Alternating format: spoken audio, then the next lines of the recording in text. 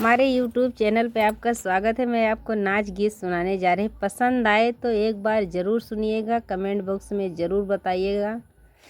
कट गईल गेहूँ सरसैया ना, कट गईल गेहूँ सरसैया ना, पिया बगिया में बोलै चिड़ैया ना, पिया बगिया में बोलै चिड़ैया ना।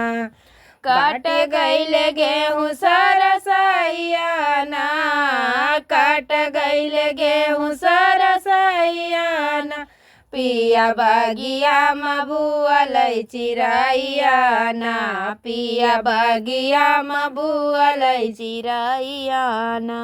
बागिया मन गाई लाहुरी नदिया, बागिया घुमन गाई लाहुरी नदिया, मालिया से लड़ गई नजरिया ना, मालिया से लड़ गई नजरिया ना, पिया बागिया में बोलै चिड़ैया ना, पिया बागिया में बोलै चिड़ैया ना। काट गईल गेहूँ सरसैया ना, काट गईल गेहूँ सरसैया ना, पिया बगिया में बोलै चिड़ैया ना, पिया बगिया में बोलै चिड़ैया ना।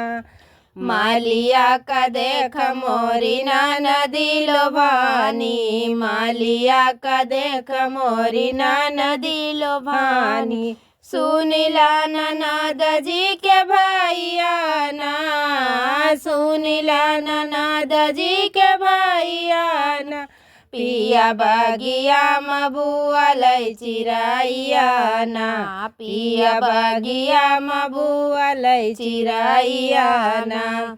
काट गईल गेहूँ सरसैया ना, काट गईल गेहूँ सरसैया ना, पिया बगिया में बोलै चिड़ैया ना, पिया बगिया में बोलै चिड़ैया ना।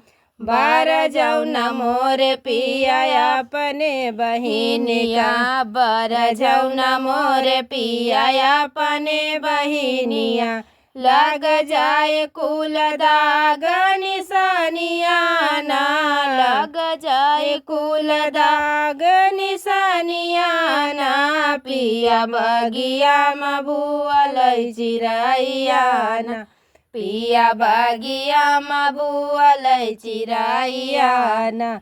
काट गईल गेहूँ सरसैया ना, काट गईल गेहूँ सरसैया ना, पिया बगिया में बोलै चिड़ैया ना, पिया बगिया में बोलै चिड़ैया ना।